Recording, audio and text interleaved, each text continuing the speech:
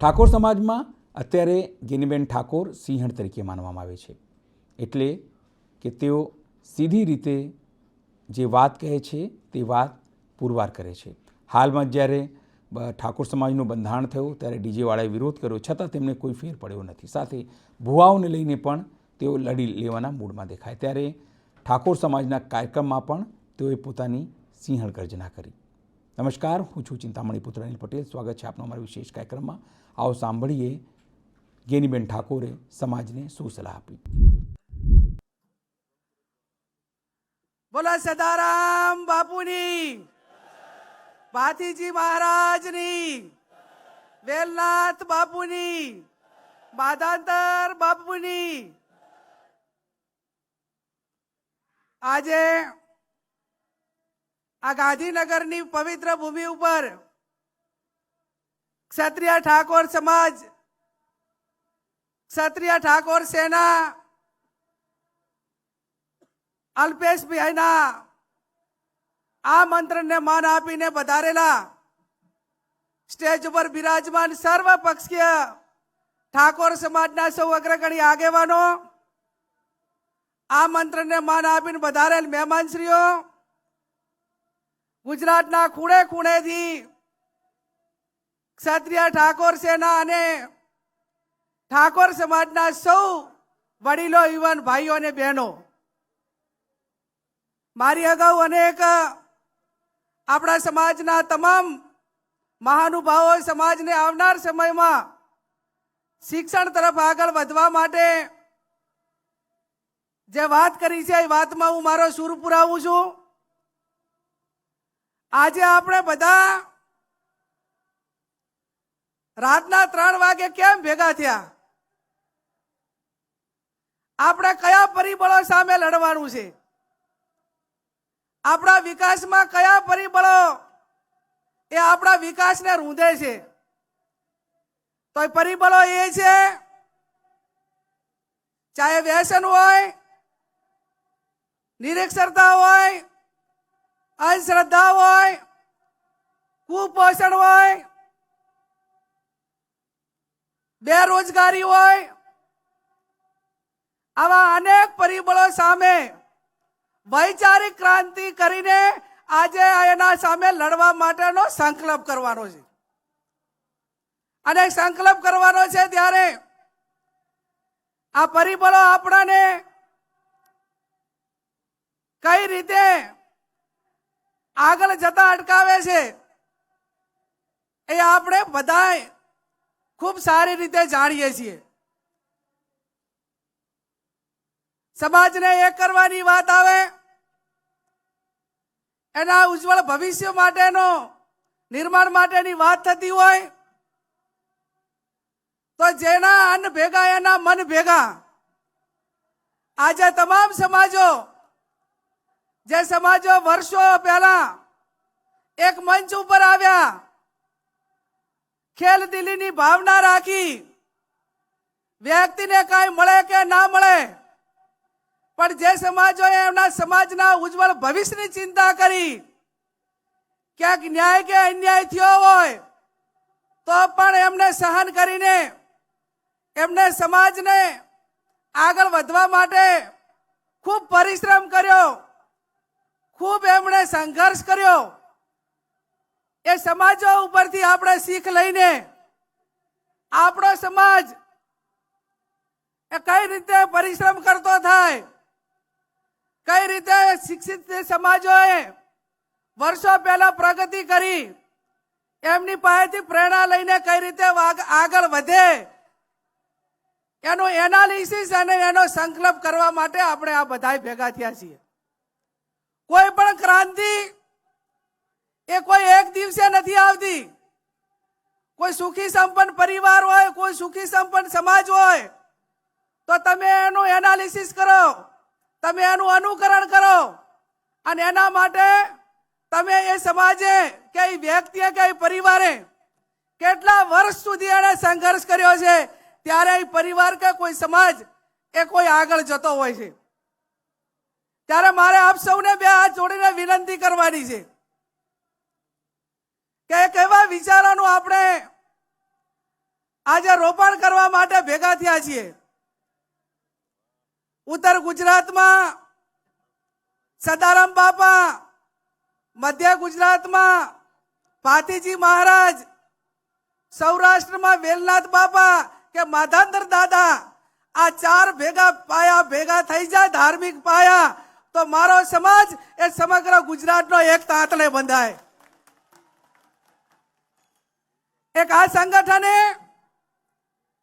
ગુજરાતને અને ઠાકોર સમાજને એક જૂથ થવા માટેનો એક પહેચાન આપી છે, એક ઓળખ આપી છે.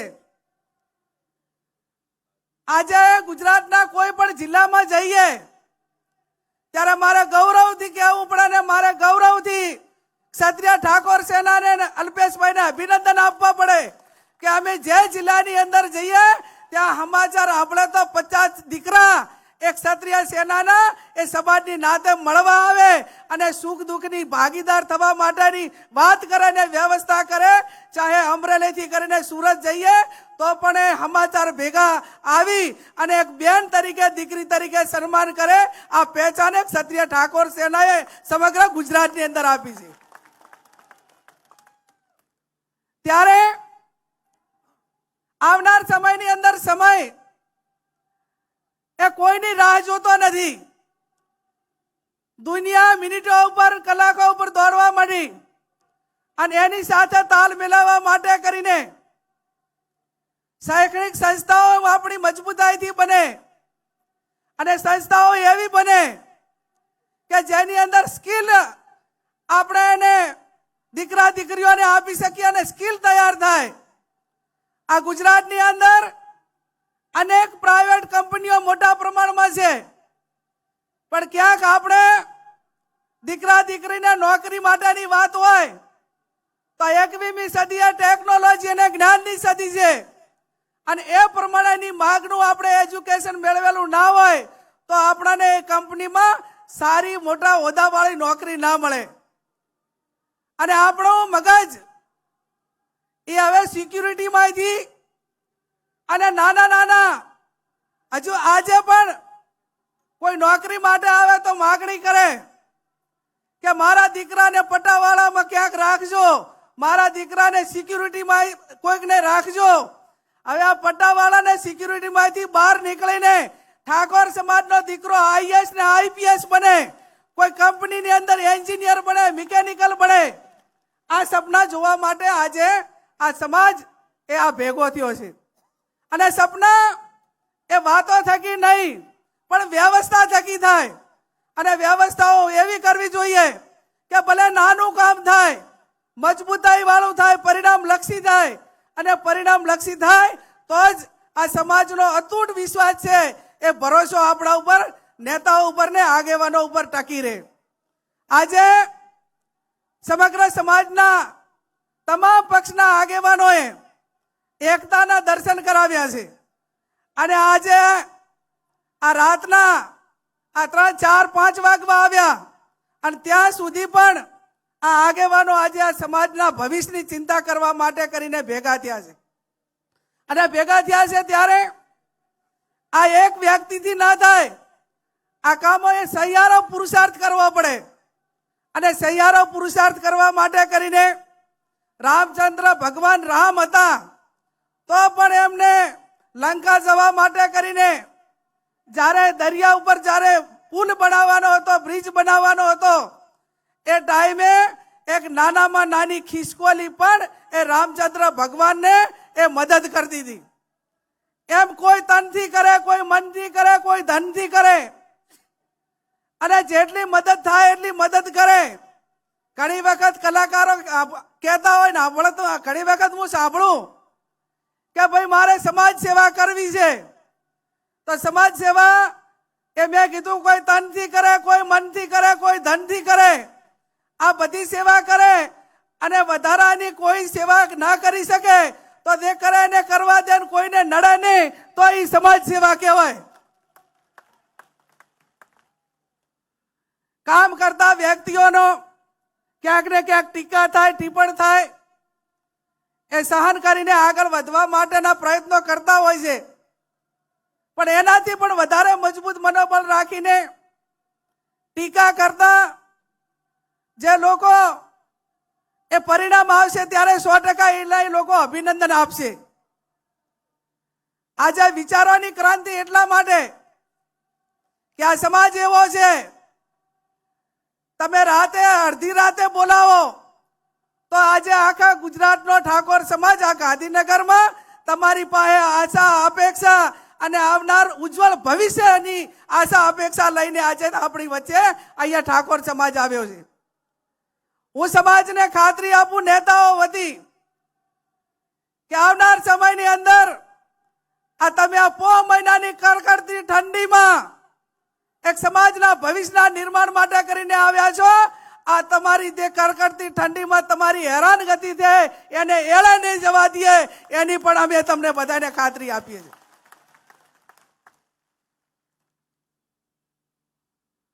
આવતીકાલે સવારમાં 7 વાગે સરસ્વતી માતાના ધામનું શૈક્ષણિક સંકુલનું હવે આજ થઈ ગયું, હમણાં કલાક 2 કલાક પછી 1 કલાક પછી સરસ્વતી માતાનું ધામનું ખાતમુહૂર્ત એ થવા જઈ રહ્યું છે. હું અપેક્ષા રાખું સ્ટેટના સર્વ મહાનુભાવો પાસે કે અલ્પેશભાઈ અને સરકારે એમના માધ્યમથી જે જગ્યા સંસ્થા માટે સમાજને આપી છે એનું ખાતમુહૂર્ત આજે 1 કલાક પછી કરવાનું છે, પણ એનું ઓપનિંગ એ ટૂંકા સમયની અંદર થઈને એક એવું સ્કિલ ઊભું થાય આઈટીઆઈ જેવું કે જ્યાં ધંધા રોજગાર માટેની તકો જે તરફ હોય અને એવા દીકરા દીકરીઓને ત્યાં તૈયાર થાય એવું એક શૈક્ષણિક સંકુલ બને એ આ સમગ્ર ગુજરાતના ઠાકોર સમાજની માંગ છે. ત્યારે મેં અગાઉ કીધું એમ કે આપણા ધાર્મિક 4 પાયા એક થઈ જાય, આપણા રાજકીય આગેવાનો એક સ્ટેજ ઉપર આવીને એમની વાત મૂકી. રાજકારણ એ પોતપોતાનો વ્યક્તિગત વિષય છે અને પોતપોતાની વિચારધારા પ્રમાણે કામ કરે, પણ સમાજનું કામ હોય, શિક્ષણનું કામ હોય અને સમાજને ક્યાંય એક છેવાડાના વ્યક્તિને એનો કોઈ પણ પ્રકારનો વાંક ના હોય અને એને કોઈ તંત્ર હોય કે કોઈ વ્યક્તિઓ મારફત અન્યાય થયો હોય ત્યારે આ સ્ટેજ ઉપર આવ્યા એવાને એવી રીતે એક સ્ટેજ ઉપર આવીને એને ન્યાય અપાવવાનું કામ પણ આવનાર સમયની અંદર ઠાકોર સમાજ કરે. ત્યારે વિશેષ ટાઈમ ના લેતા એટલું સમાજને વિનંતી કરું છું કે આજે સમાજની અંદર સૌથી મોટી કોઈ સમસ્યા હોય, મુશ્કેલી હોય તો હમણાં વિક્રમભાઈએ એમના ગીતમાં પણ ગાયું કે બાળ લગ્ન અટકાવો, અને આ બાળ લગ્નના હિસાબે આવનાર પેઢી એક કુપોષિત પેઢી, એક તંદુરસ્ત પેઢીનું નિર્માણ નથી થતું અને એના મૂળમાં કોઈ જવા માટેનું કોઈ કારણ હોય તો તાલુકે ઠાકોર સમાજની દીકરીઓને ભણાવવા માટેની હોસ્ટેલોનું નિર્માણ થાય અને આજ સમાજ સંકલ્પ કરે કે 12મા ધોરણ સુધી અમે દીકરીને ભણાવ્યા પછી દીકરીના પીળા હાથ કરાવશું અને 12મા સુધી ભણે એટલે એની ઉંમર 18 વર્ષ થઈ જાય, પણ એનાથી પહેલા આ હોસ્ટેલોનું નિર્માણ કરવું જરૂરી એટલા માટે છે કે ટેકનોલોજીના જમાનાને કારણે ક્યાંક ને ક્યાંક મા બાપ એ દીકરીને સુરક્ષિત રીતે ભણવા માટેની ક્યાંક ને ક્યાંક જગ્યા શોધે છે. એ જગ્યા પૂરેપૂરી મળી રહે એના માટે કરીને દરેક તાલુકાએ કન્યા હોસ્ટેલના નિર્માણ થાય એ પણ આજના દિવસે આ આગેવાનોએ ને સમાજે એનો સંકલ્પ લેવાનો છે. અને સંકલ્પ લેવાનો છે ત્યારે આપણા દીકરા અને દીકરીઓ એ બંનેને રોજગારી મળે. સમય એવો છે કે દીકરી પોતે સ્વનિર્ભર રીતે એ આર્થિક રીતે સક્ષમ બને અને આર્થિક રીતે સક્ષમ બને એટલા માટે નોકરી હોય, નાના મોટો ધંધો હોય, એ પોતે ભણેલી હોય તો એને પોતે રસ્તો કાઢીને કંઈક નાના મોટી પરિવારમાં તકલીફ હોય તો પણ એ પરિસ્થિતિનો મુકાબલો કરીને સૌમાન ભેર જીવે. અને એટલા માટે આવનાર સમયમાં મહિલાઓની રોજગારી કઈ રીતે વધે એ વ્યવસ્થાને વિચાર કરવાની પણ અત્યારે માંગ છે. હું ઘણી વખત ગામડાની અંદર જાઉં ત્યારે મારી પાસે રજૂઆતો આવે અને હમણાં મને 12 મહિના પહેલા એક વ્યક્તિએ કીધું અને મને પોતાને સમાચાર મળ્યા કે તમે આ 5 વીઘા જમીન હતી એ તમે ગીરવે કેમ મૂકી અને તમે આર્થિક રીતે કાંઈ ગીરવે મૂકે એવી પરિસ્થિતિ તમારી નથી, સારી છે. તમે અમદાવાદ રહો છો અને છતાં જમીન કેમ ગીરવે મૂકી?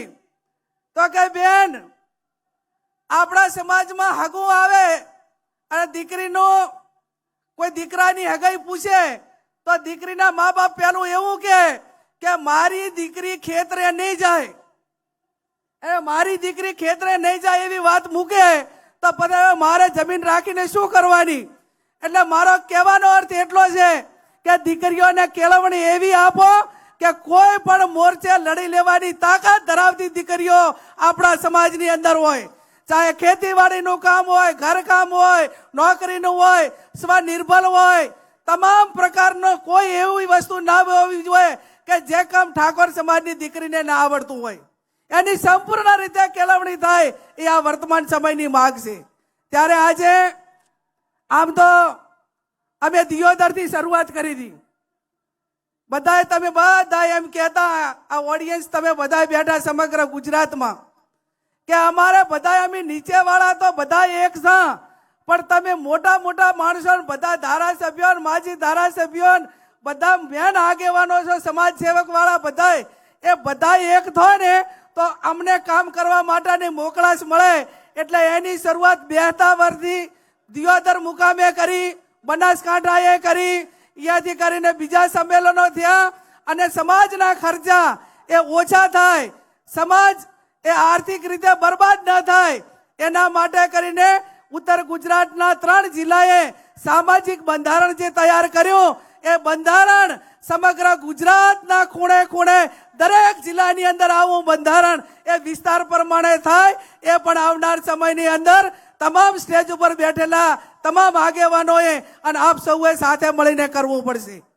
એક સમાજ, એક રિવાજ, એક રિવાજ શ્રેષ્ઠ રિવાજ, અને શ્રેષ્ઠ રિવાજ એ શ્રેષ્ઠ સમાજના નિર્માણ કરવા માટે કરીને ક્યાંક નાના મોટો મનમેળ હોય ના હોય તો એને પણ સાઈડમાં રાખીને સમાજના કામમાં એક થજો.